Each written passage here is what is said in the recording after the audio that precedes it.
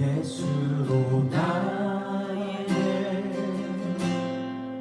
구주 삼고 성령과 피로써 거듭나니 이 세상에서 내 영혼이 하늘의 영광 누리고라. 온전히 주께 맡긴 내 영혼 사랑의 음성을 듣는 중에 천사들 왕래하는 것과 하늘의 영광 보리로다. 이것이 나의 간증이요 이것이 나의 찬송일세. 나 사는 동안 끊임없이 구주를 찬송하리로다.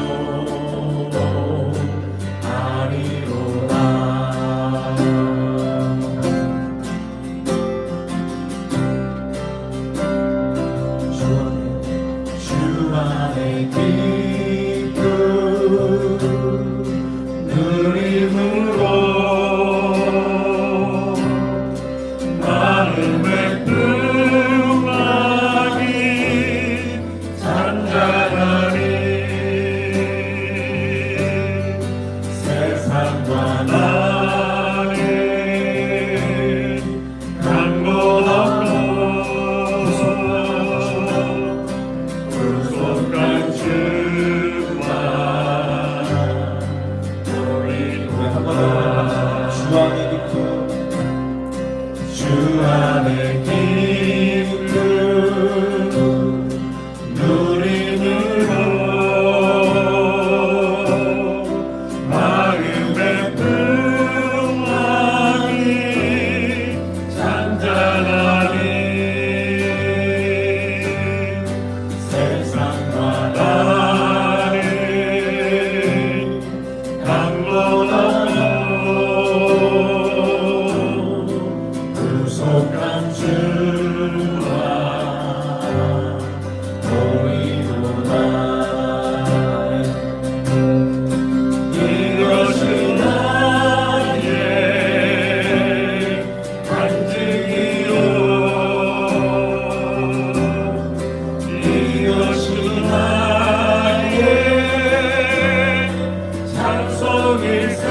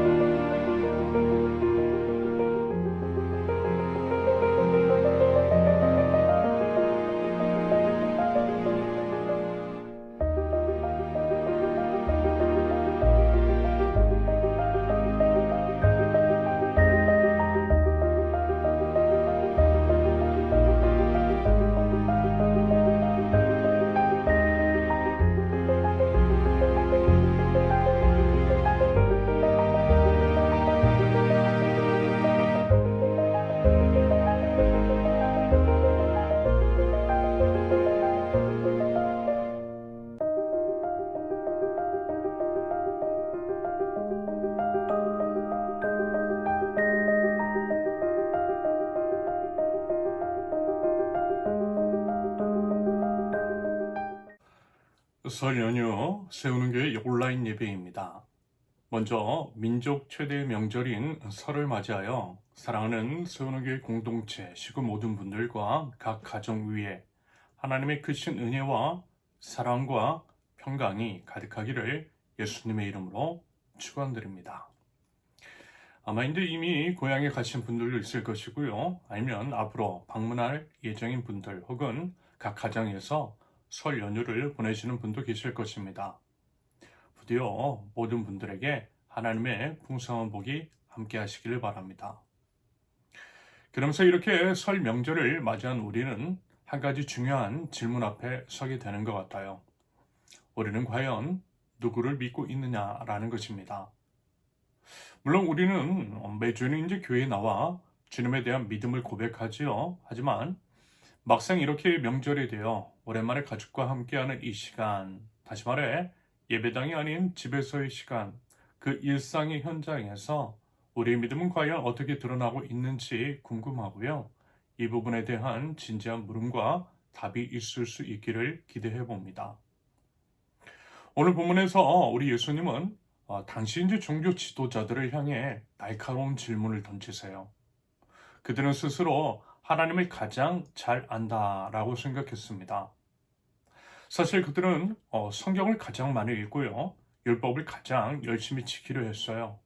그런데 이제 문제는 뭐냐면 그랬던 그들이 정작 그들 눈앞에 서 계신 하나님의 아들 예수님을 알아보지 못했다라는 것입니다. 그렇다면 우리는 과연 어떠한지 우리 이제 믿음에 대해서 점검해보는 오늘의 예배 시간이 될 수 있기를 바랍니다. 첫째, 누구를 믿는가? 첫째, 누구를 믿는가? 31절에서 40절까지. 우리는 하나님의 아들, 우리 구원자 예수 그리스도를 믿습니다. 우리 예수님만이 우리 신앙의 중심이세요. 예수님께서는 예수님 자신을 그렇게 말씀하셨지요. 하나님의 아들이라고. 우리를 구원할 그리스도라고 말입니다. 하지만 예수님께서는요. 당신 자신의 증언만으로는 부족하다라고 하는 식으로 말씀을 하세요. 31절을 보시면 내가 나 자신을 위하여 증언한다면 내 증언은 참되지 못하다. 사실요. 상식적으로 들리는 말씀입니다. 예를 들어 우리가 우리 스스로를 증명할 수는 없는 법입니다. 그것으로는요. 설득력이 떨어질 수 있다는 거죠. 물론 하나님이신 예수님께서는 굳이 이 부분에 대해 증명할 필요가 없으시지만 그럼에도 이제 예수님은 이런 점을 알고 또 이해하시며 말하자면 연약한 우리를 배려하신 것이라 할 수 있겠어요.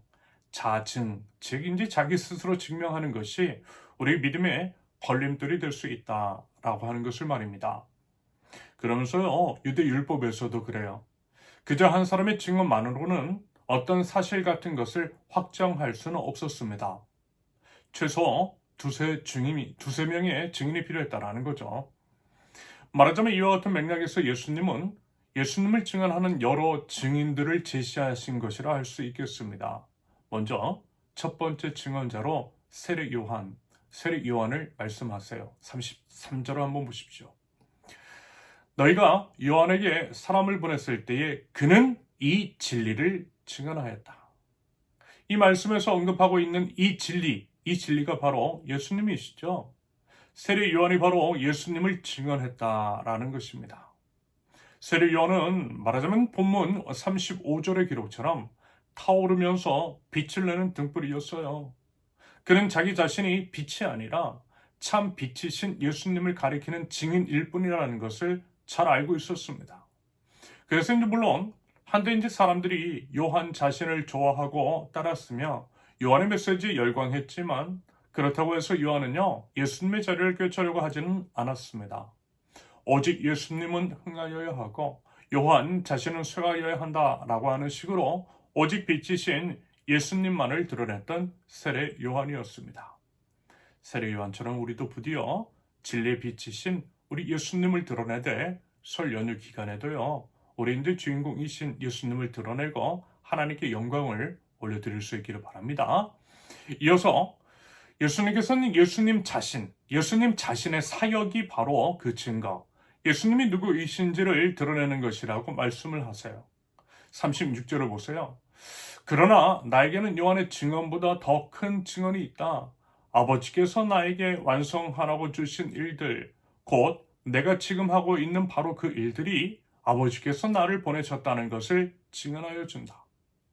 예수님이 행하신 일들, 예를 들면 병자를 고치시고 죽은 자를 살리시고 귀신을 쫓아내시고 배고픈 자를 먹이신 일들, 이 모든 것들이 하나님께서 예수님을 보내셨다라는 증거라는 말씀인 거죠.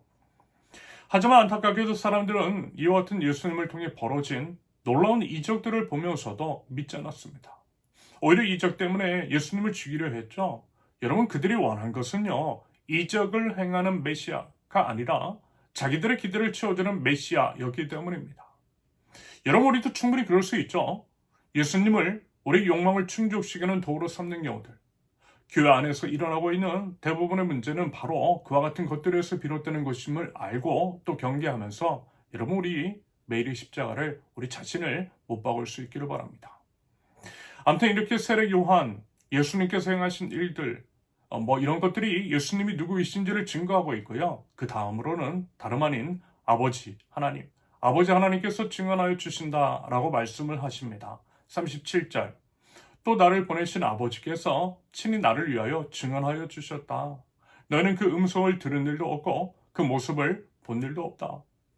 예를 들면 예수님께서 이제 세례를 받으실 때 변화산에서, 그리고 이제 예수님의 삶과 사역 전체를 통해 아버지 하나님께서는 예수님이 바로 하나님의 사랑하는 아들이라 라고 증언하지 않으셨나라는 것입니다. 그게 바로 예수님이 누구이신지를 드러내는 증언이라는 거예요. 하지만요, 안타깝게도 이제 사람들은 그 음성을 듣지 못했대요. 그리고 그 이유에 대해 예수님께서는 이렇게 말씀을 하십니다. 38절. 또 그 말씀이 너희 속에 머물러 있지도 않다. 그것은 너희가 그분이 보내신 이를 믿지 않기 때문이다. 맞아요, 여러분. 우리가 하나님의 음성을 듣지 못하는 이유는 하나님께서 우리에게 말씀하지 않으셔서가 아닙니다. 오히려요, 우리가 예수님을 믿지 않아서입니다. 주님의 말씀이 우리 안에 머물러 있지 않기 때문인 거죠. 주님의 말씀이 우리 안에 머물러 있지 않은 것은 우리 안에 하나님의 말씀을 받아들일 공간이 없기 때문일 수 있어요. 왜냐하면 우리 마음이 이미 다른 세상적인 것들로, 우리 이제 욕심 같은 것들로 가득 차 있기 때문인 거죠. 여러분, 부디 우리 주님께 믿음을 구하며 우리 마음의 공간을 우리 주님께 온전히 내어드림으로써 하나님의 음성을 듣고 또 행할 줄 아는 저와 여러분들이 이실 수 있기를 바랍니다. 설 연휴 때요, 여러분 아무리 분주해도요, 우리 주님께 우리 이제 가장 소중한 공간을, 시간과 공간을 마련해 드려보자라는 거예요. 이렇게 이제 세례 요한의 증언, 예수님께서 행하신 일들, 그리고 아버지 하나님께서 예수님이 누구이신지를 증언하고 있고요. 또한 우리 신앙의 근거인 성경이 예수님을 증언하고 있다라고 말씀하십니다. 39절. 너희가 이제 성경을 연구하는 것은 영원한 생명이 그 안에 있다고 생각하기 때문이다. 성경은 나에 대하여 증언하고 있다. 맞아요, 여러분. 성경은요, 예수님을 증언해요. 참고로 구약은 오실 예수님에 관한 책, 신약 중 복음서는 오신 예수님, 그리고 이제 복음서 외의 신약 성경은 다시 오실 예수님에 관한 책입니다. 성경은 이렇게 예수님을 증언하고 있어요. 그러므로 성경을 읽으면 예수님을 알고 또 믿게 됩니다. 예수님을 믿는 믿음으로 우리를 구원에 이르도록 도움을 주는 책, 그게 바로 성경이라는 거죠. 그러면서 이런 것이 참으로 아이러니합니다. 예를 들어 바리새인들과 율법학자들은 성경을 누구보다 열심히 연구했죠. 그런데 이제 정작 그들은 성경이 가리키는 분, 예수님을 알아보지 못했더라는 것입니다. 그러면서 이제 40절 한번 보세요. 40절. 그런데 너희는 생명을 얻으러 나에게 오려고 하지 않는다. 말하자면 그들의 문제는 뭐였냐면 알지 못해서가 아니었다라는 거예요. 오히려 예수님께 오는 것을 원하지 않아서였다라는 거죠. 지식의 문제가 아니라 의지의 문제, 마음의 문제였다라는 것입니다. 여러분, 바로 이 점을 우리도요, 유의해야만 할 것입니다. 우리는 과연 마음과 의지로, 전심과 진심으로 우리 예수님께 나아가고 있는지, 우리 마음을 진지하게 살펴보고요, 우리 구원자이신 예수님께 온전히 나아가실 수 있기를 바랍니다. 이처럼 우리 이제 믿음의 대상이신 예수님에 대해서 세례 요한과 예수님이 행하신 사역과 아버지 하나님, 그리고 이제 성경이 증언함을 분명히 알아 우리 예수님께 우리 이제 온전한 믿음을 올려드릴 줄 아는 저와 여러분들이 되실 수 있기를 바랍니다. 둘째, 누구의 인정을 구하는가? 41절에서 44절까지. 당연히도 이제 예수님은요, 사람들의 이제 칭찬이나 인정 같은 거 구하지 않으셨어요. 41절, 나는 사람에게서 영광을 받지 않는다. 그런데요, 바리새인들은 달랐죠. 44절, 너희는 서로 영광을 주고받으면서 오직 한 분이신 하나님께서 주시는 영광은 구하지 않으니 어떻게 믿을 수 있겠느냐? 말하자면 그들이 예수님을 믿지 못한 근본적인 이유, 그것은요, 방향성이 잘못되었기 때문입니다. 그것은 하나님으로부터 오는 영광, 하나님의 칭찬을 구하지 않았어요. 오직 사람들로부터 오는 영광과 칭찬만을 구했던 거죠. 그들은 앞자리, 좋은 자리, 상석에 앉기를 좋아했어요. 사람들에게 인사를 받고 사람들에게 인정을 받는 것을 좋아했습니다. 소유와 명예를 중요시했어요. 그들의 신앙생활은요, 하나님을 향한 것이 아니라 사람들에게 보여주기 위한 것, 바로 그것이었던 것입니다. 여러분 어떻습니까? 우리의 신앙생활. 우리는 과연 누구를 의식하고 있는지. 예를 들어 우리 이제 신앙생활이 혹시 사람들에게 보여주기 위한 것은 아니었는지. 명절 때 같으면요, 번거로운 이제 집안일 같은 것에서 열애되기 위한, 하나님의 구실로서 삼기 위한 것은 혹시 아니었는지. 특히 이제 명절 때 친척들이 함께 모이면 어때요? 은연중에 이제 비교 같은 것들이 시작되죠. 누구는 어느 대학 갔다더라. 누구는 어느 회사에 다닌다더라. 누구는 어느 지방과 결혼을 했다더라. 누구는 얼마를 번다더라. 어느 집에 살고 있고 어느 차를 본다더라. 라고 하는 식으로 말합니다. 그리고 이런 것도 있어요. 교회에서는 열심히 활동을 하면서도 정작 이제 자기 아이들과 가사는 방치하는 경우들. 이런 경우가요, 오히려 이제 심심치 않게 있습니다. 그런데 이제 어쩌면 교회에서만 열심히 하는 것은요, 하나님께 영광을 올려드리기 위해서가 아니라 사람들에게 인정을 받기 위해서인지도 모르겠어요. 하나님께서 자신에게 맡기신 가정이라고 하는 사기 현장은 방치하고서 그렇게 한다면 그럴 가능성이 충분히 크다라고 보고요. 여러분, 그것은요, 하나님이 아니라 사람에게서 인정을 받고자 하면서 비롯된 그릇된 행동 양식일 수 있습니다. 예수님은요, 그와 같은 사람들의 문제를 정확하게 진단하시죠. 42절, 너희에게 하나님을 사랑하는 마음이 없는 것도 나는 알고 있다. 너희에게 하나님을 사랑하는 마음이 없는 것도 나는 알고 있다. 예수님께서는요, 그와 같은 사람들에게 하나님의 사랑도 그들 속에 없다라고 단언하십니다. 하나님을 사랑하지도 않고 하나님의 사랑을 경험하지도 못했기 때문에 그와 같은 식으로 행동한다라고 하는 말씀인 거죠. 그래서 이제 본문 43절의 표현처럼 하나님 아버지의 이름으로 온 예수님을 영접하지도 않으면서도 자기 이름으로 오는 자는 영접한다라고 하는 식으로 말씀을 하신 거예요. 한마디로 하나님이 아니라 뭐예요? 자기 자신이 영광을 받기 위해서라는 거죠. 여러분, 우리는 과연 어떻습니까? 우리는 과연 설 연휴를 맞이하여 누구를 영접하시겠어요? 누구의 시선을 의식하실 것입니까? 하나님입니까? 아니면 친척들의 시선입니까? 하나님입니까? 아니면 가족들의 평가입니까? 만약에 시댁 식구들이 뭐라고 할까? 친정에서 뭐라고 할까? 친척들이 어떻게 볼까? 라고 하는 식으로 사람들의 이제 말과 시선을 과하게 의식하며 그와 같은 식으로 명절을 보낸다면 여러분, 그것은요, 하나님의 영광이 아니라 사람이 영광을 구하는 것일 수 있음을 여러분 기억하실 수 있기를 바랍니다.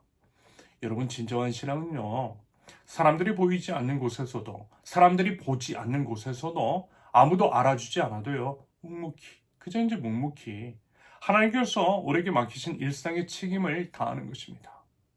모든 일상의 삶 속에서 코남되어, 즉 하나님 앞에서의 삶을 살아가는 것, 바로 그것입니다. 물론 여러분, 이제 명절에 친척들 앞에서 기도하는 것 중요하죠. 하지만요, 더 중요한 것은요, 설거지하는 것일 수 있어요. 음식 준비하는 것일 수 있어요. 식구들 돌보는 것일 수 있습니다. 여러분, 이것이 바로 진정 하나님께 영광을 올려드리는 하나님 나라의 백성다운 성숙한 태도라는 것을 알아 여러분, 바른 행실로 다름 아닌 하나님께, 우리 하나님께 인정을 받는 저와 여러분들이 수 있기를 바랍니다. 셋째, 누구를 바라보는가? 45절에서 47절까지 예수님은 마지막으로 그들에게 이제 결정타를 날리세요. 45절 보시면 너희를 고발하는 이는 너희가 희망을 걸어온 모세이다. 말하자면 그들이 가장 의지하고 그들이 이제 자랑하는 모세가 오히려 그들을 고발할 것이라는 예수님의 말씀입니다. 사실요, 바리새인들은 자신들이 이제 모세의 제자라고 이제 자부했지요. 모세를 믿고 모세의 율법을 지킨다라고 주장했습니다. 하지만 예수님은요, 분명하게 말씀하세요. 46절, 너희가 모세를 믿었더라면 나를 믿었을 것이다. 모세가 나를 두고 썼기 때문이다. 맞아요, 여러분. 모세가 기록한 율법과 예언은 모두 예수님을 가리키고 있습니다. 예를 들어 출애굽의 어린 양은 예수님을, 광야에 만나는 생명의 빵이신 예수님을, 반석에서 나온 물은 생수이신 예수님을 예표합니다. 하지만 안타깝게도 그들은요, 모세의 글은 읽으면서도 모세가 가리키고 있는 예수님은 보지 못했던 거죠. 나무만 보고 숲은 보지 못했던 거예요. 손가락은 보면서요, 정작 손가락이 가리키고 있는 달은 보지 못한 것이라 할 수 있겠습니다. 그런데요, 이와 같은 경우들이 우리 삶 가운데 너무 많더라는 것. 예를 들어 유대인들이 모세를 믿는다라고 착각했으나 실상은 모세가 가리키는 예수님을 놓쳤듯이 우리가 이제 설 명절에서 지켜야 할 형식적인 것들, 그런 것들에만 매몰되어서 그 시간과 기회를 주신 하나님을 잊어버리고 있다면요, 여러분 우리도 똑같은 어리석음을 자행하는 것이라 할 수 있겠습니다. 여러분 혹시 설 명절의 유래와 의미를 아세요? 설은요, 단순히 이제 세배하고 떡국을 먹고 윷놀이하는 날은 아니죠. 원래 설은 새해의 첫날이라고 하는 뜻으로서 하나를 새롭게 시작하며 지난 일들을 돌아보고 앞날을 계획하는 날입니다. 조상들은 설날에 제사를 드리며 한 해의 복을 빌었어요. 그러면 우리 하나님 나라 백성들에게 있어 설은 과연 무슨 의미이겠습니까? 당연히 그것은 창조주 하나님께서 주신 시간의 마지막을 기억하고 하나님께 감사를 드리며 새로운 한 해를 하나님께 의탁하는 신앙의 절기가 되어야만 할 것입니다. 예를 들어 믿지 않는 자들이 제사상을 차린다면 우리는 하나님 앞에 감사의 제사를 드리는 게 맞아요. 세상 사람들이 그런 이제 복만을 빌었다면 우리는 복의 근원 되시는 하나님께 감사 기도를 드리는 것이 맞는 것이겠습니다. 그리고요, 하나님 안에서 참된 화평을 이루는 것, 이런 것들이 마땅하다라는 것입니다. 이것이 바로 하나님 나라 백성으로서 설 명절을 합당하게 보내는 방법일 것이고요. 여러분 부디 그 의미를 아름답게 살아낼 줄 아는 설 명절이 되실 수 있기를 바랍니다. 마지막으로 예수님의 마지막 질문 한번 보세요. 47절. 그러나 너희가 이제 모세의 글을 믿지 않으니 어떻게 내 말을 믿겠느냐. 성경을 읽지만 성경은 믿지 않는 아이러니한 태도에 대한 예수님의 날카로운 일침입니다. 그렇다면 여러분, 우리는 과연 성경을 어떻게 마주하고 있습니까? 성경 지식을 쌓기 위해서입니까? 아니면 성경 말씀을 믿기 위해서입니까? 신학적인 논쟁을 위해서입니까? 아니면 우리 예수님을 만나기 위해서입니까? 여러분 이 부분을요, 여러분 우리 함께 진지하게 성찰해 볼 수 있기를 바랍니다. 여러분, 성경의 모든 페이지는 예수님을 가리키고 있어요. 창세기에서부터 요한계시록까지 구약과 신약 전체가 한 분, 오직 한 분 예수 그리스도를 증언합니다. 우리가 이제 성경을 읽으면서도 만약 우리의 삶이 변하지 않는다면, 만약에 성경 지식은 늘어도 사랑은 식어간다면요, 만약에요, 교회 활동은 열심히 하면서도 일상의 책임은 방치한다면, 명절에 친척들에게는 친절하면서도 정작 우리 식구들에게는 무심하다면, 여러분 우리는요, 바리새인들과 다를 바 없는지도 몰라요. 여러분, 설 연휴는 어쩌면 진짜 신앙이 시험되는 시간일 수 있겠습니다. 예배당이 아닌 가정에서, 성도들의 시선이 아닌 가족들의 눈앞에서, 봉사의 자리가 아닌 부엌에서, 화려한 간증이 아닌 식구들을 위한 묵묵한 섬김에서 우리의 신앙은 드러날 것입니다. 서로를 대하는 그런 모습에서 우리가 진정 누구를 믿는지가 증명될 것입니다. 여러분, 완벽하지 않아도 괜찮아요. 진정한 마음과 진정한 태도면 됩니다.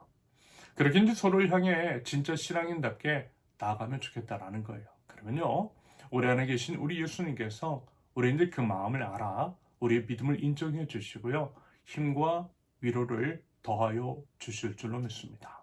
부디어 새해 복 많이 받고 누리고 나누는 설 명절이 되시기를 바라고요. 우리의 모든 삶과 행동으로서 우리가 믿는 예수님이 누구이신지, 그리고 우리가 진정 예수님을 믿고 있음을 드러낼 줄 아는 하나님 나라 백성, 따스한 설 명절이 되실 수 있기를 예수님의 이름으로 축원합니다. 함께 기도합니다. 아버지 하나님, 민족 최대의 명절인 설을 허락하시어 이 시간에 주님의 말씀으로 저희 자신을 돌아볼 수 있도록 인도하시니 감사를 드립니다. 하나님, 저희가 이제 때때로 성경을 많이 안다라고 하면서도 정작 주님은 모르고 살았음을 부끄러운 마음으로 이 시간 고백합니다. 교회에서는 열심히 하면서도 일상에서는 책임을 방치했음을 회개합니다. 사람의 영광을 구하며 주님의 영광은 잃어버렸음을 고백드립니다. 부디 이번 설 연휴가 저희 이제 신앙을 돌아보는 시간과 기회가 되게 없어서 예배당이 아닌 가정에서 화려한 찬양이 아니라 묵묵한 섬김으로, 많은 말이 아닌 작은 실천으로 우리 주님을 예배하고 주님을 향한 저희 믿음을 드러내게 하옵소서. 주님을 섬기듯 가족을 섬기게 하시며 일상에 책임을 다함으로써 참된 신앙을 증거하게 하옵소서.